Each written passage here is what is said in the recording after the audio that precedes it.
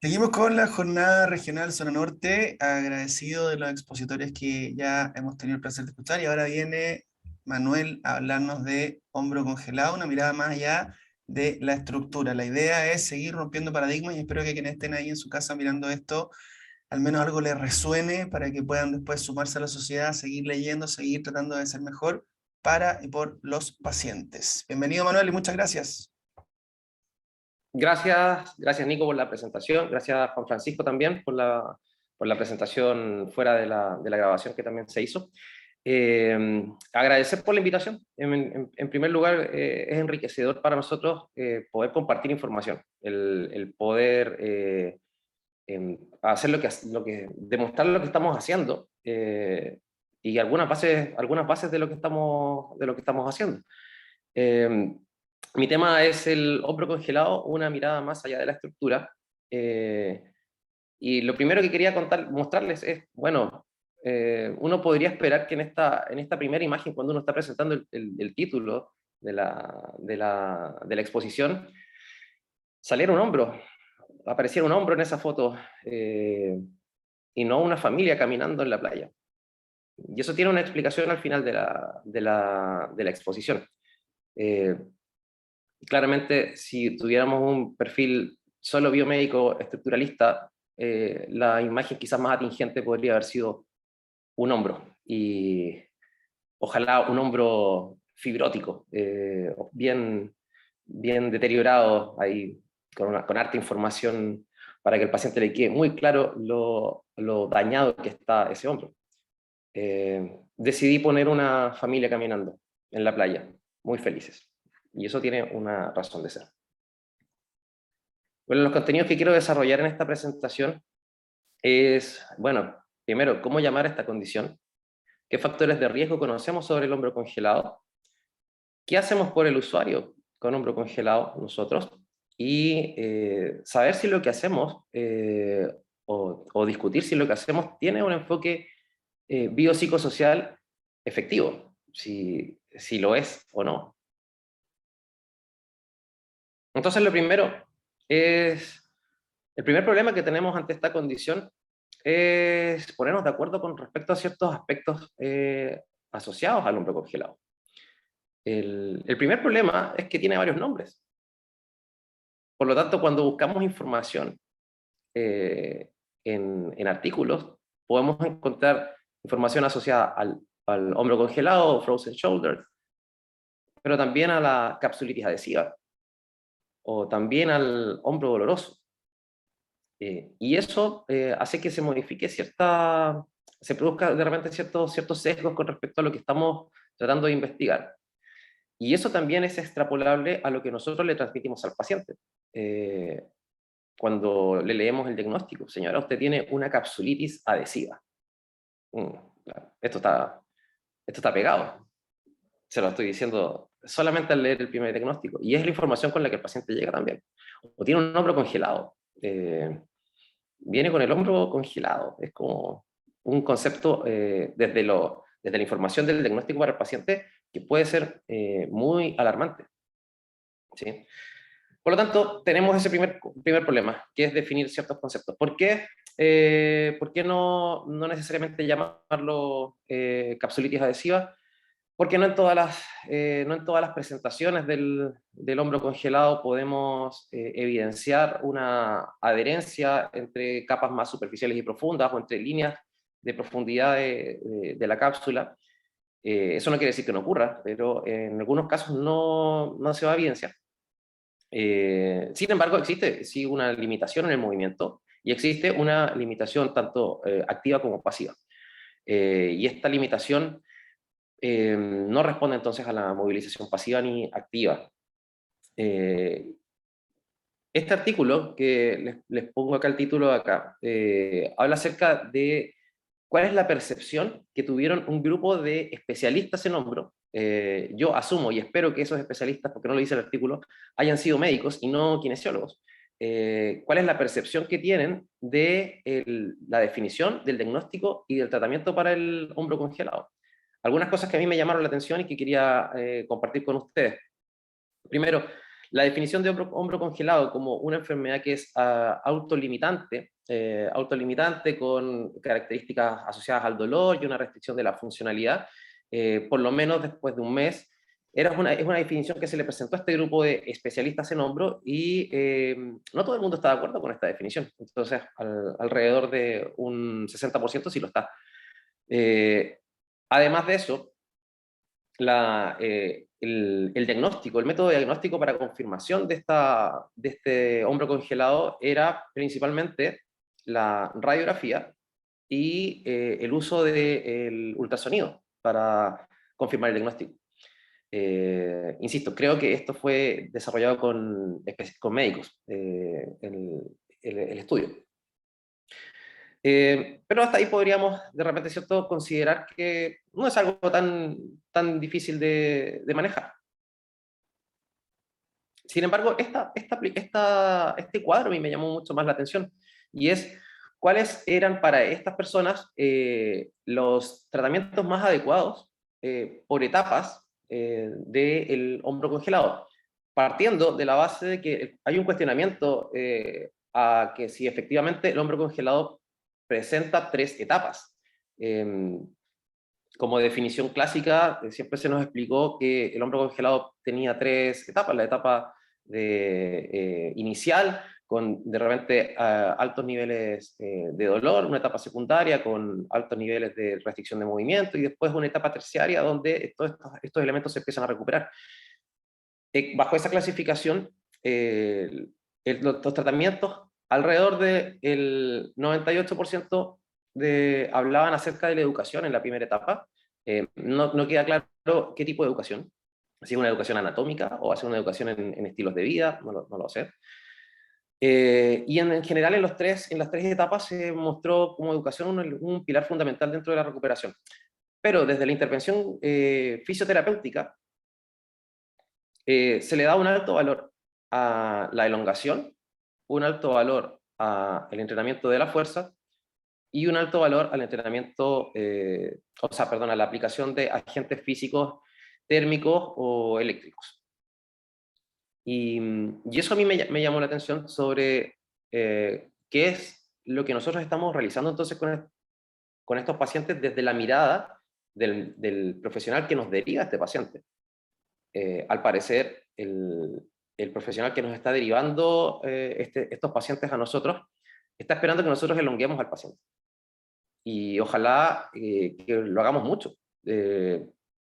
Y que además le entreguemos un programa de ejercicio y además apliquemos compresas o apliquemos electroestimulación, principalmente.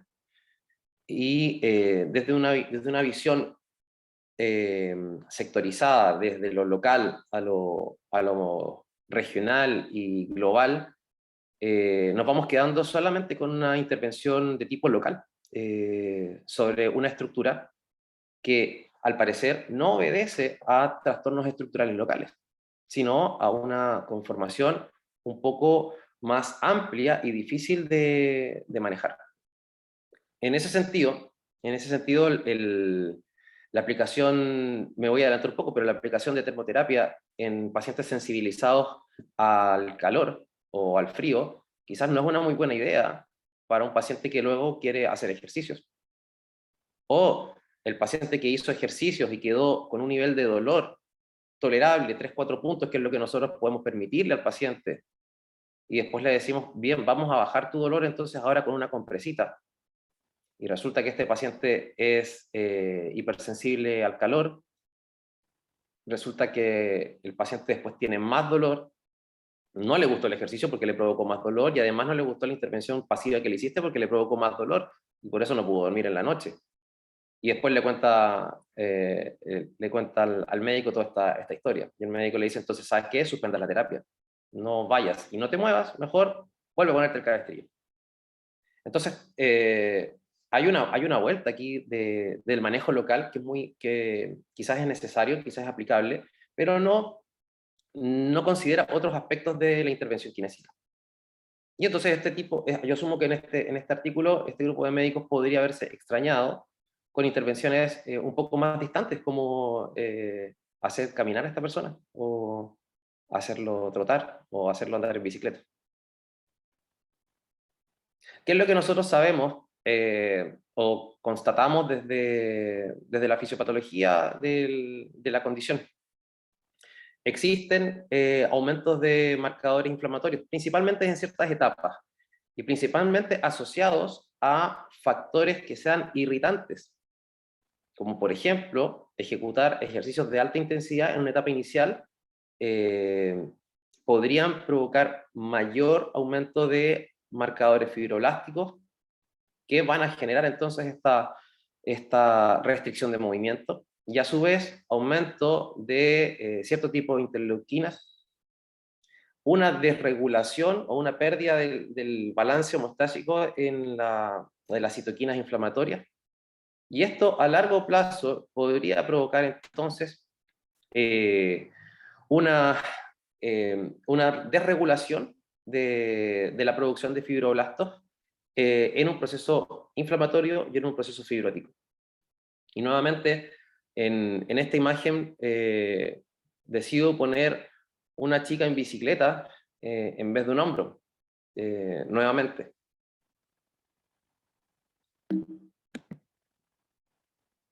Ahora, ¿qué factores van a agravar el cuadro de este paciente o de esta paciente en nuestro, y que deben ser considerados por nosotros al momento de la evaluación del paciente?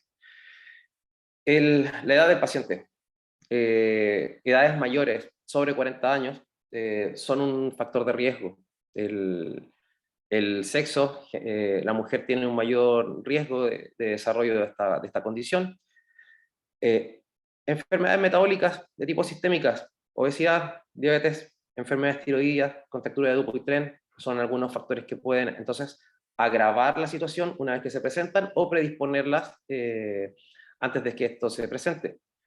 Exposición a cirugías, condiciones basales como una osteoartritis, historias de tendinopatía, disminución de tu sistema inmune y ser postoperado de cáncer de mama. Es otra condicionante. Desde el punto de vista biopsicosocial,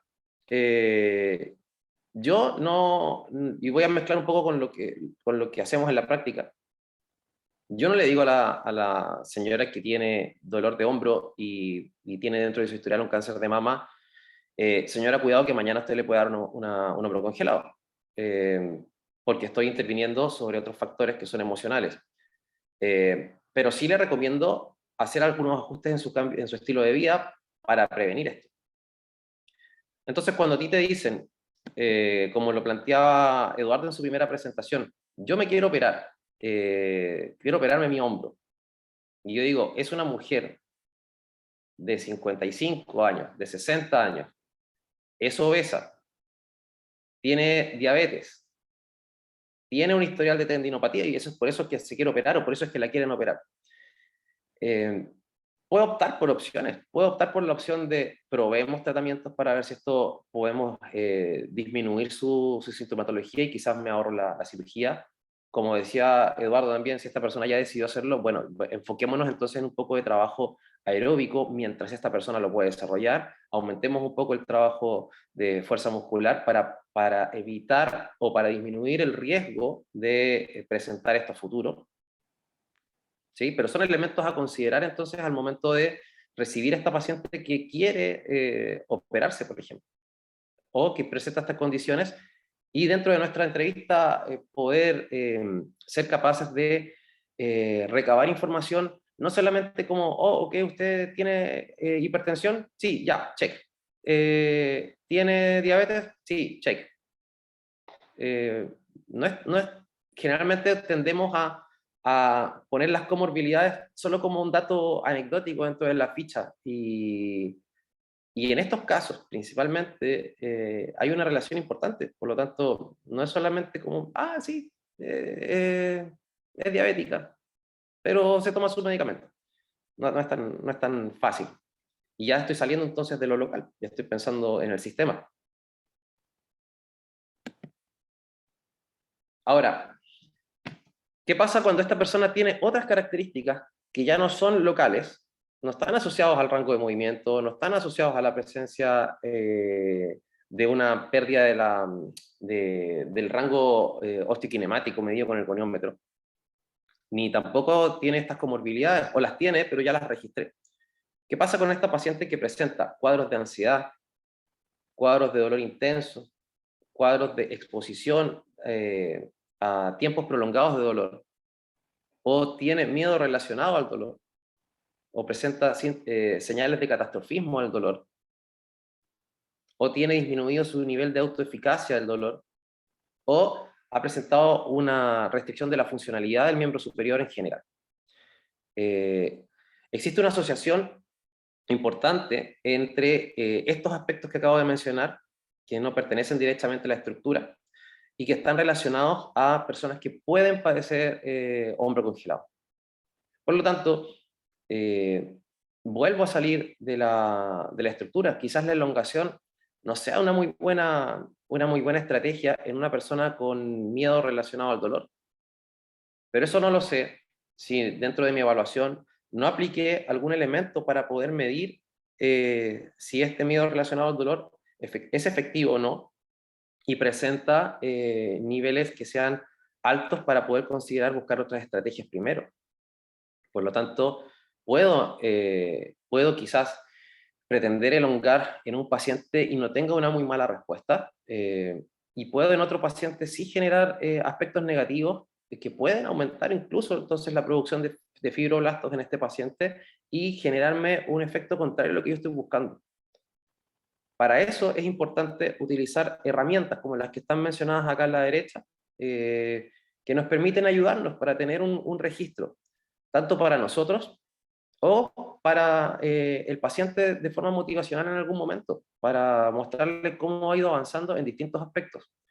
Creo que varios de nosotros hemos escuchado el comentario de algún paciente que nos reclama porque su dolor no disminuye, en general, no necesariamente en esta condición, sino en sus tratamientos en general, que su dolor no disminuye, pero cuando le hacemos ver que el dolor está manteniendo una línea, pero su funcionalidad está mejorando, o está pudiendo dormir mejor, o está durmiendo más horas, o ya no está peleando tanto con su pareja, empiezas a notar o le haces ver al paciente que no solamente es el dolor, sino que hay una persona que ha estado cambiando, y ha estado cambiando para bien.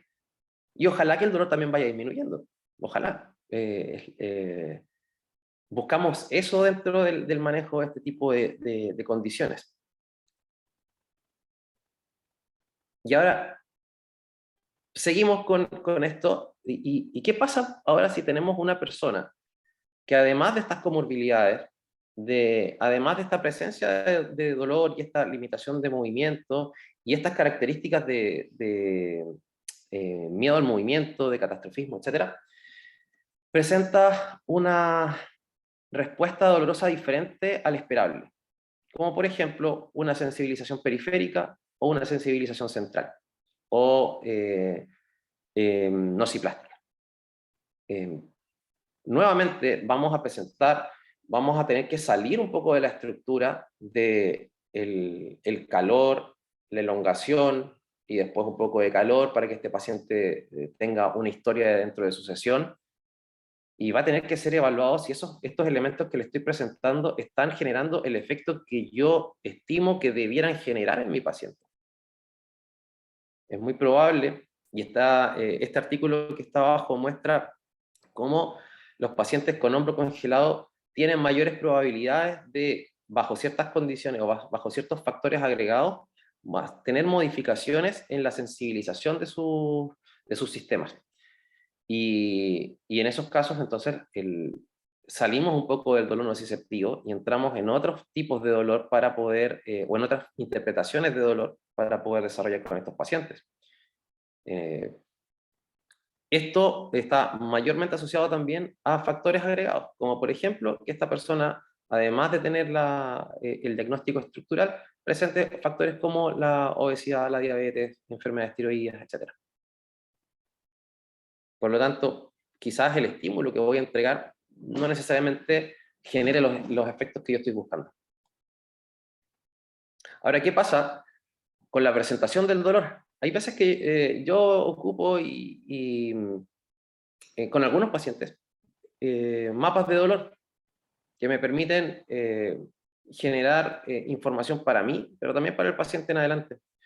Este estudio mostraba cómo hay una diferencia en los mapas de dolor entre un paciente y otro, cuando es mujer y cuando es hombre, y cómo afecta con respecto a la catastrofización y con respecto a la centralización del dolor o los cambios nociplásticos del dolor. Y podemos ver acá en la imagen que en mujeres la presentación del dolor con respecto a áreas de dolor es mucho más extensa que en el hombre, es mucho más extensa, y entendemos que esto puede presentar dolor nociceptivo en ciertos lugares, dolor de tipo periférico en otros, y presentar de repente periodos de dolor central o nociplástico en algún momento de la duración de la condición del paciente. Existe una alta asociación con el nivel de la intensidad de dolor y con el catastrofismo medido con escalas, además con la sensibilización central en este estudio. Mostró asociaciones con respecto a eso. No tuvo impacto sobre el dolor en sumatorias temporales o en la modulación del dolor condicionado.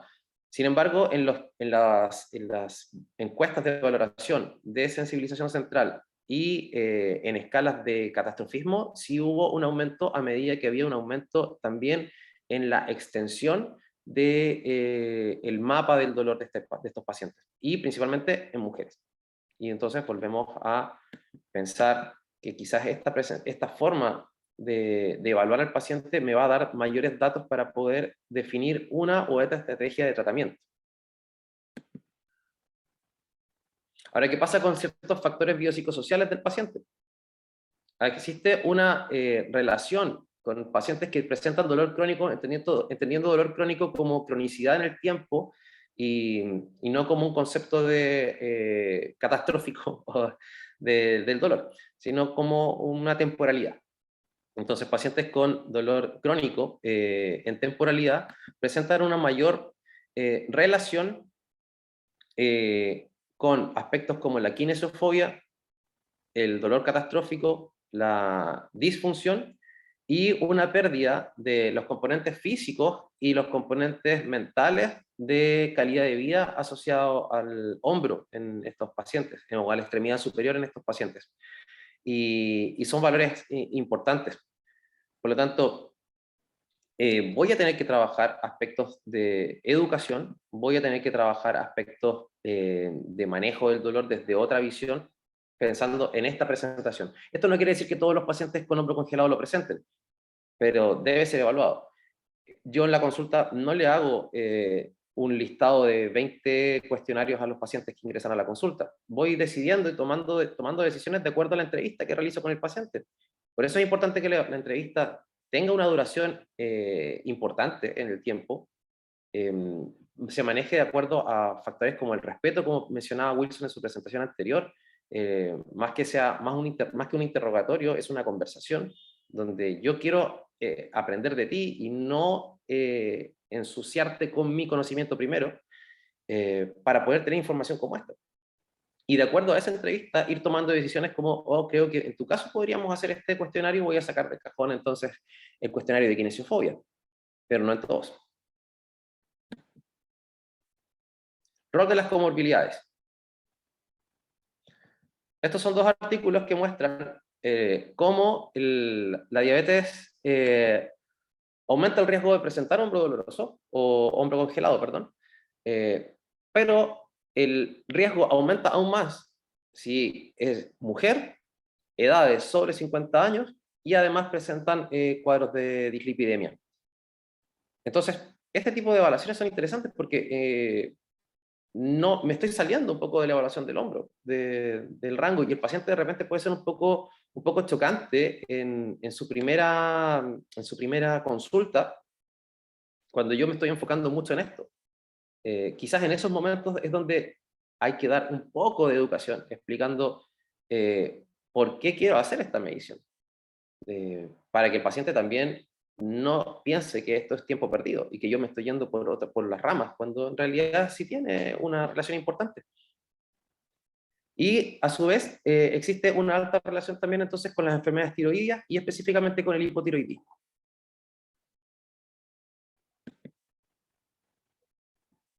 Entonces, con este mapa o con esta construcción del paciente en estas características, ¿cómo es que nosotros vamos a intervenir con este paciente? Pensando nuevamente en el primer estudio que se espera de nosotros por parte del médico que nos está derivando, que a esta paciente la acostemos en una camilla, elonguemos su hombro, le demos un ejercicio con alguna mancuerna o alguna banda elástica y después le pongamos una compresa con un TENS debajo. Esa es como la visión. Pero resulta que nosotros ya hicimos una evaluación un poco más completa y encontramos otras características que muy probablemente no van a funcionar bien con esas tres estrategias de trabajo. Estos dos estudios hablan acerca de la intervención con programas de educación en pacientes evaluados con problemas de dolor, con alteraciones de la sensibilización, principalmente de tipo central. Por lo tanto, no en todos los pacientes con hombro congelado funciona, o quizás va a ser necesario.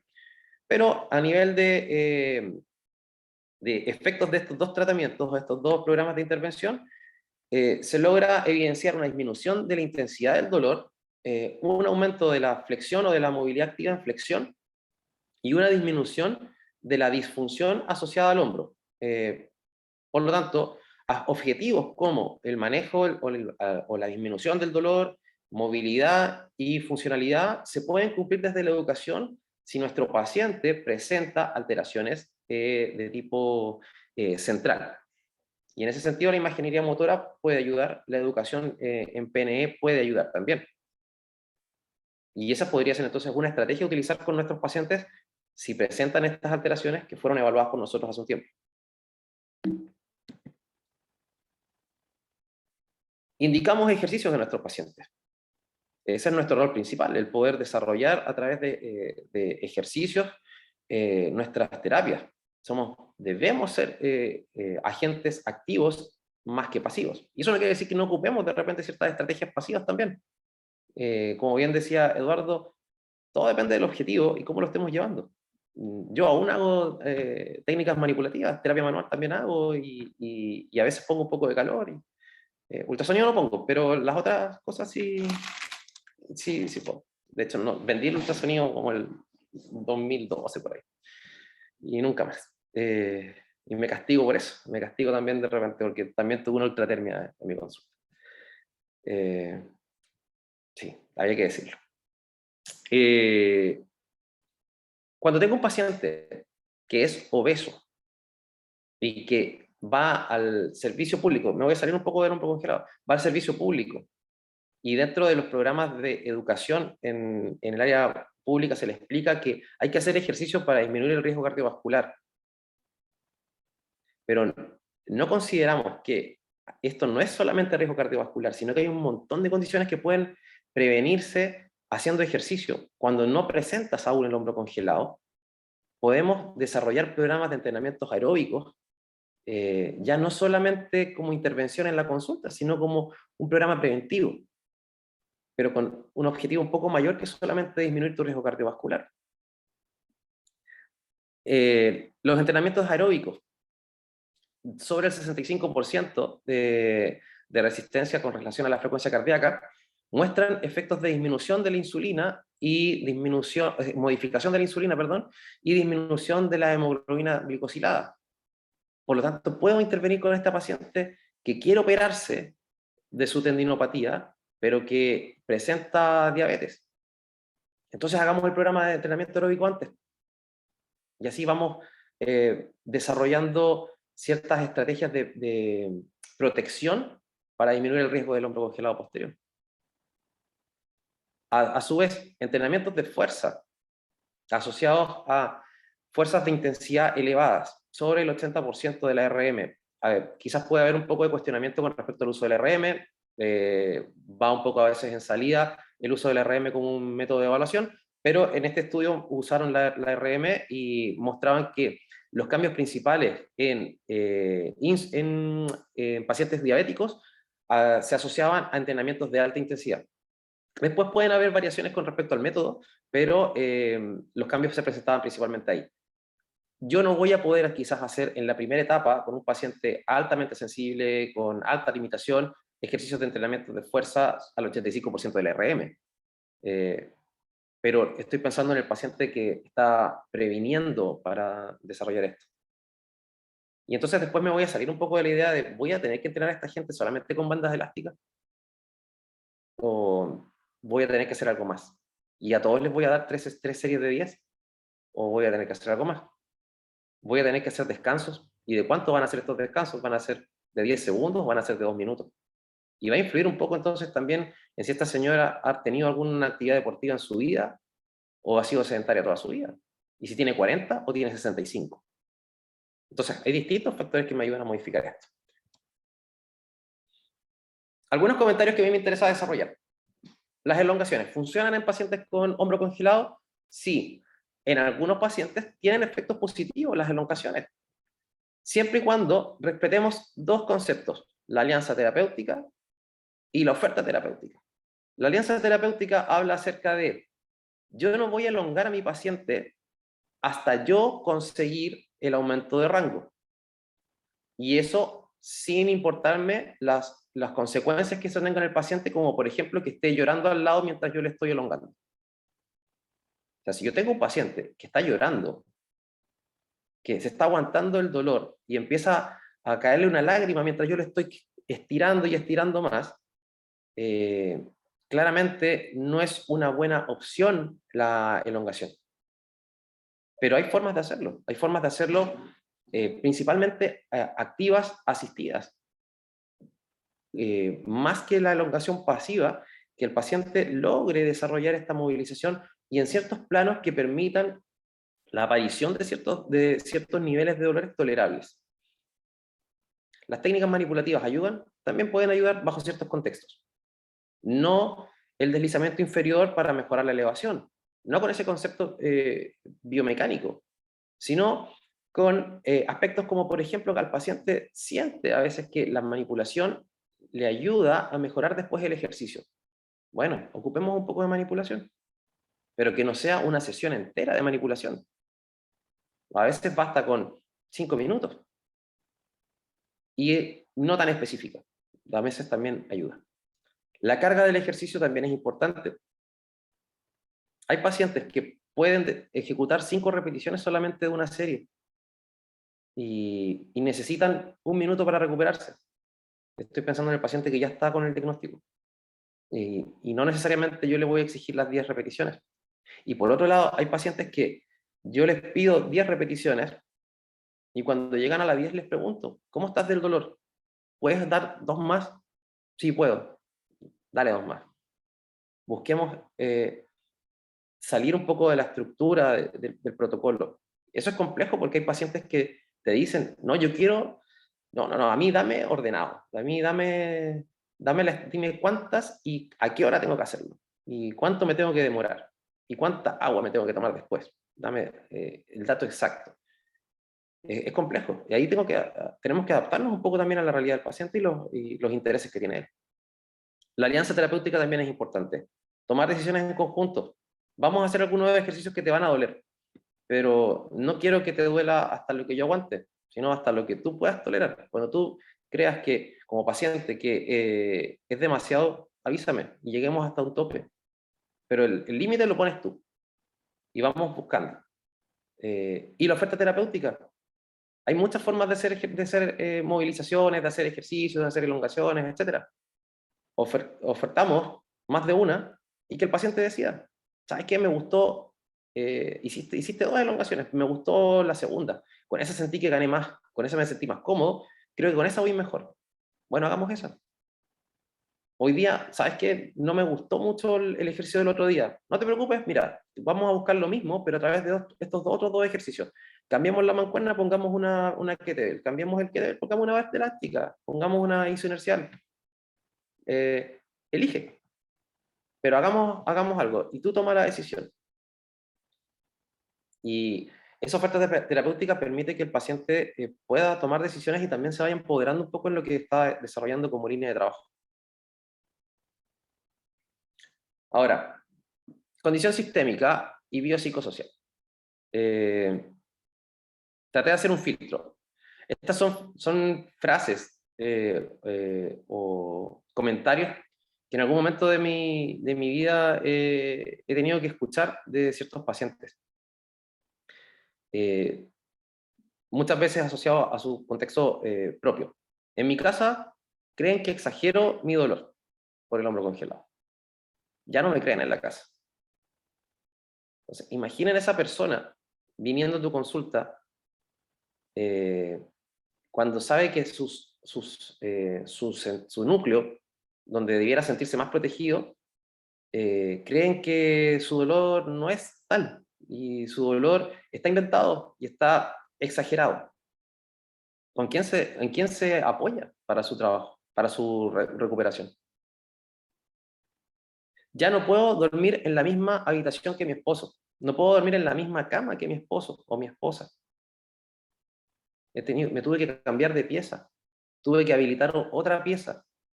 Con todo lo que eso conlleva desde el aspecto de la vida familiar o de la vida de pareja.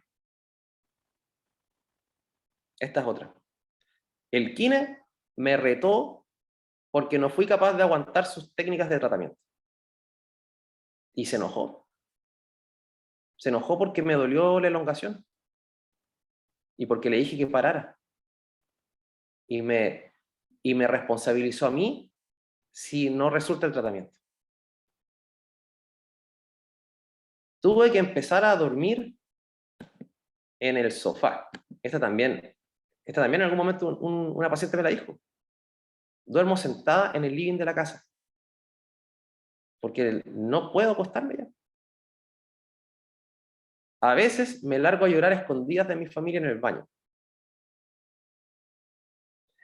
En mi casa, mis familiares me retan si me ven usando el hombro. Entonces me quitan responsabilidades. No puedo hacer nada porque me retan. Y esta es última. Le dije al kine que me dolía demasiado su elongación. No me hizo caso y terminé perdiendo el conocimiento del dolor por la elongación que me hizo el kine. Esto es real. Esto es un caso real. La paciente se desmayó en la consulta. ¿Somos suficientemente biopsicosociales con nuestros pacientes? ¿Somos suficientemente empáticos con nuestros pacientes? ¿Consideramos la condición sistémica de nuestro paciente, la hipersensibilización que puede tener al movimiento, al tacto, al calor, sus creencias cuando realizamos nuestros tratamientos? Podemos pasar de ser agentes facilitadores a uno más de los factores de riesgo del tratamiento de nuestro paciente. Entonces, en el caso clínico presento ahí pronóstico malo, porque el kinesiólogo que la está atendiendo le está provocando estas cosas.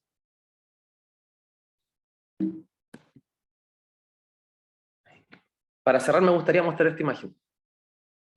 Si son colegas muy jóvenes, probablemente no la conozcan. Si son colegas de mi edad, probablemente sí.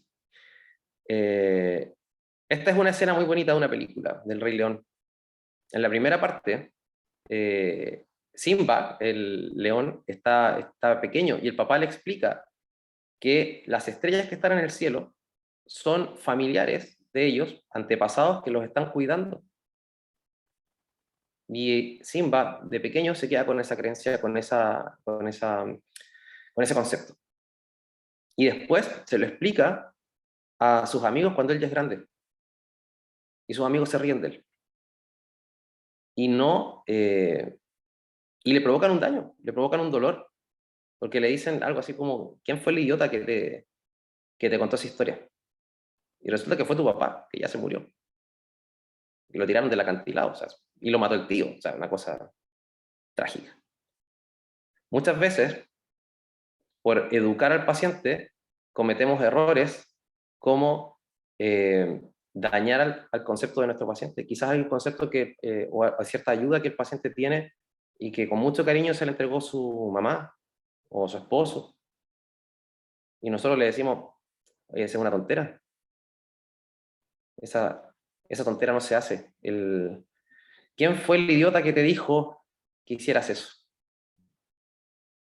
Y sin darnos cuenta, le provocamos un daño al paciente. No en su hombro, en sus emociones. Entonces, la invitación es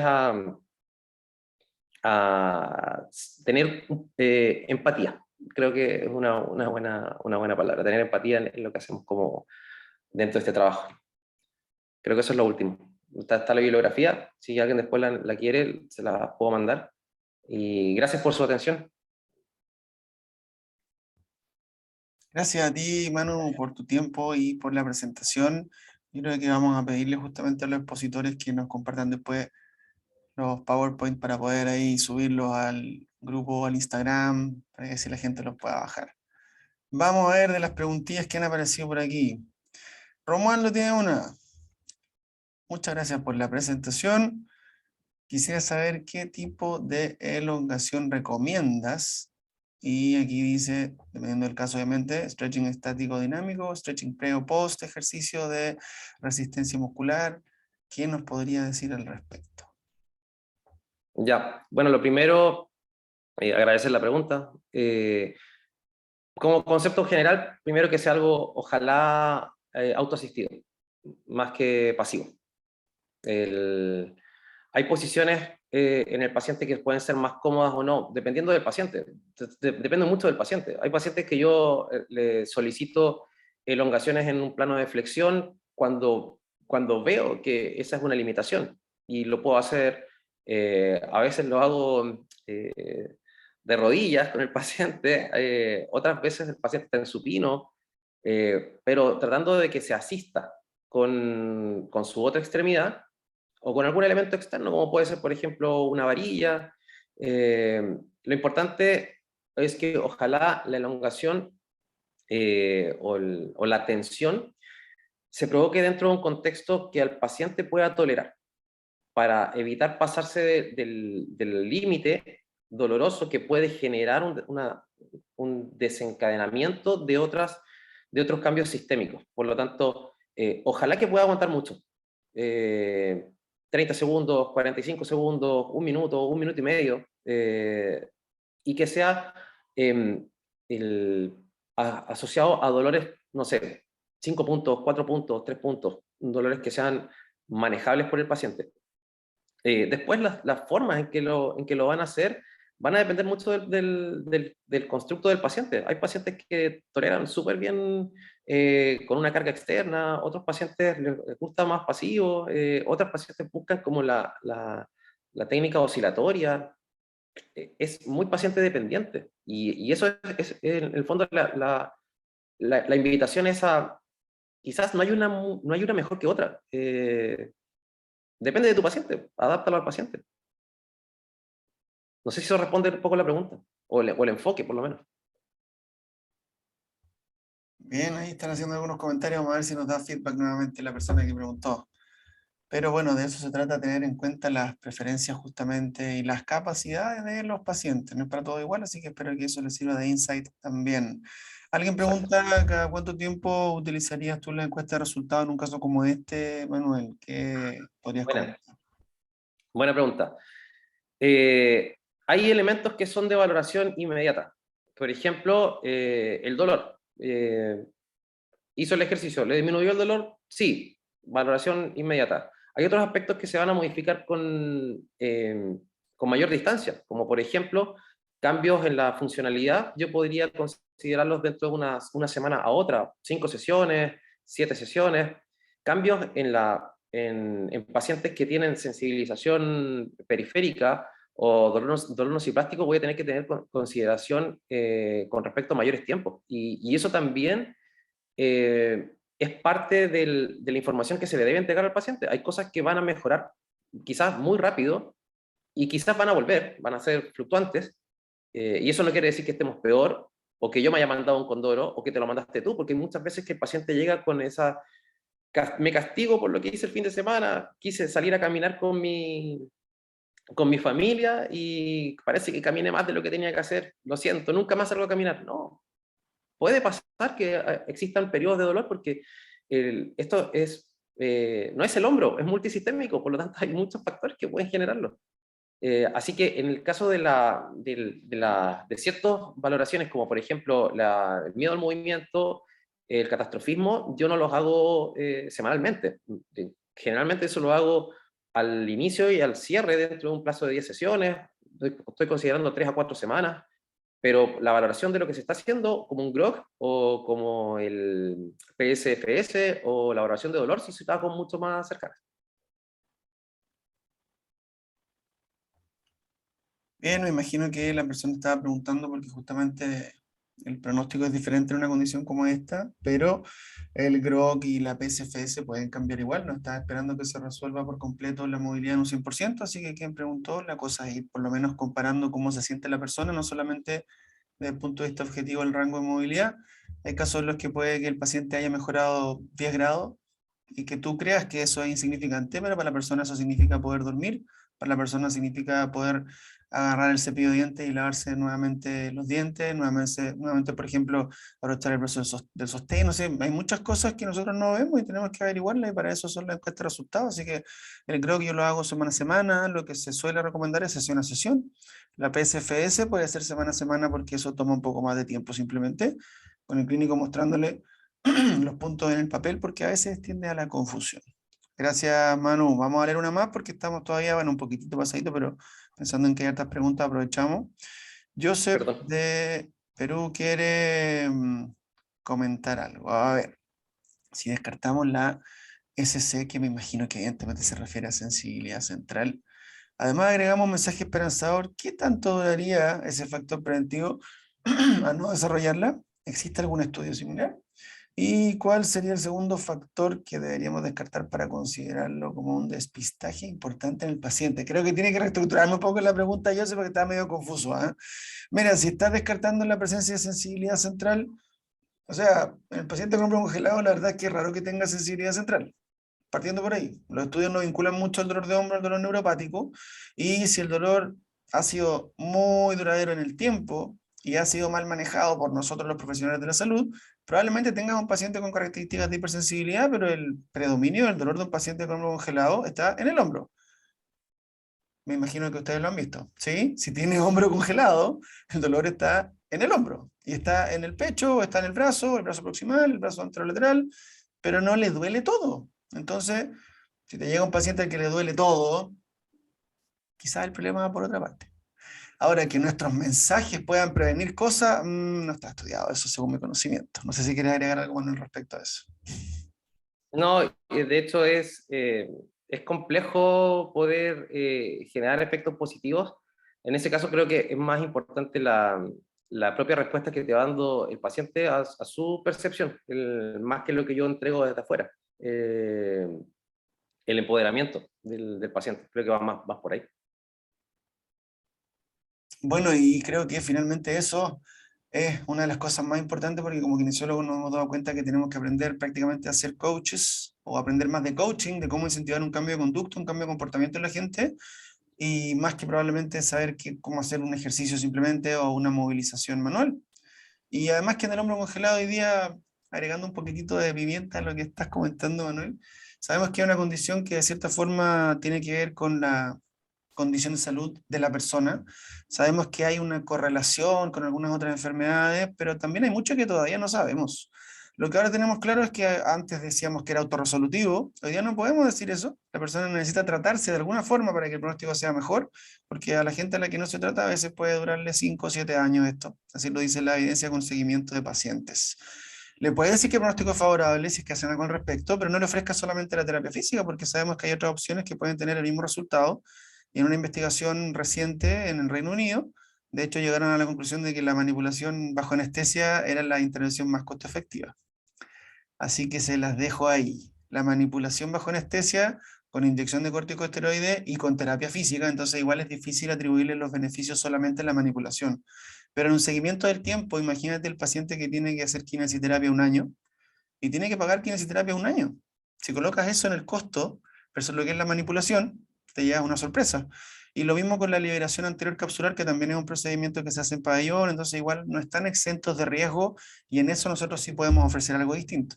Pero la gente entendiendo que esto es el hombre de 50 años que para otras partes del mundo es prácticamente conocido socioculturalmente, la gente sabe que puede tomar tiempo, pero que puede salir adelante. Y de eso creo que también se trata nuestro trabajo, porque tenemos que entregarle esperanza a las personas. Así que muchas gracias, Manu, por tu tiempo. Hay hartos comentarios respecto a clínica, respecto a, obviamente, el hombro congelado. Pero voy a ver si hay algún otro comentario de Joseph. Voy a ir bajando un poquitito acá. A ver. Estaban todos dándole las gracias, pero Cristian Rivera quiere saber si hay algún tip para abordar. Parece que llegó tarde, Cristian, porque ha dado muchos tips, Manuel, de cómo abordar al paciente con hombro congelado, pero bueno, dice acá, en el cual el médico solo le dio el diagnóstico y no así la proyección. ¿Cómo abordar eso sin dañarlo? Bueno, le dejo la palabra a Manuel, que es quien está hablando de esto. Después yo le doy el pase a los siguientes expositores. Va a depender del paciente. Hay pacientes que vienen muy, muy dañados por la construcción que se le hizo de la definición de su condición. De ahí influye mucho el colega o el médico o las experiencias familiares. Hay otros que vienen con altas expectativas de resolución rápida porque a la vecina se le pasó súper rápido y resulta que la vecina no ha tenido problemas, tiene un buen constructo familiar, con un buen soporte, y resulta que la otra persona no. Entonces, creo que es importante explicarle que esto no es una condición que se va a recuperar fácilmente, o sea, rápidamente. Y que además van a haber periodos donde va a haber aumento de la sintomatología. Lo importante es empoderarle en que eso no es un problema necesariamente atribuible a un empeoramiento de la lesión, sino que somos entes que podemos tener buenos y malos días. Eso pasa en nuestro trabajo, en nuestra vida. Cuando practicas algún deporte, hay veces que juegas mejor, otras veces jugar peor, algunos jugamos peor siempre, depende. Y así pasa lo mismo con el paciente. Entonces, sí, no mentirle. Señora, esto se le va a pasar acá en un mes, vamos a estar impeque. Depende. Bien, excelente. Yo le podría comentar a Cristian de todas formas, quizás algo más, para darle el paso después a los colegas de Fisiopain, también del norte, que están por ahí ya. Espero que puedan habilitar su cámara, chicos. Y bueno, justo con agradecer, quiero sumar ahí lo que había acotado, me parece que fue Romualdo, respecto a la inyección. En estos pacientes con hombro congelado, cuando se ha realmente descartado con radiografía que no hay una causa distinta de la rigidez, efectivamente en la etapa aguda, cuando predomina el dolor por sobre las otras cosas, es cuando se sugiere una inyección de corticosteroides. Así que tú se lo puedes sugerir al paciente, que esté al tanto, que esté en conocimiento de que eso es lo que se recomienda hoy día en los países desarrollados, no hay ningún problema. Yo muchas veces le hago un informe al médico tratante, o cuando me van a ver como acceso directo, le hago un informe para que vaya al médico y sepa lo que estoy tratando de sugerir o cuál podría ser el mejor desenlace de la mano de algún tipo de intervención farmacológica. Pero les diría también que hoy día la investigación dice que el pronóstico más reservado o más lento es cuando el paciente es diabético, ¿ya? Así que si tienen control la diabetes, excelente. Si es que no, nutricionista, doctor, tiene que ser ojalá un trabajo multidisciplinario, ¿ya? Con la educación podemos hacer mucho, pero tiene que eso transformarse o de alguna forma tiene que traducirse en aprendizaje. No basta transmitir, tiene que el paciente entender. ¿Ya? Espero que con eso entonces hayamos dado un poquitito más de insight aún. Ojalá puedan leer las cosas que ha compartido Manuel. No solamente nos tenemos que quedar con lo que vemos en una presentación, siempre hay que ir más allá. Y de eso se trata esta sociedad, de ser inquietos, de ir aprendiendo y reaprendiendo todas las veces que sea necesario. Así que dejamos el video anclado en YouTube. Gracias a ustedes por estar viendo en casa diferido y vamos al siguiente expositor.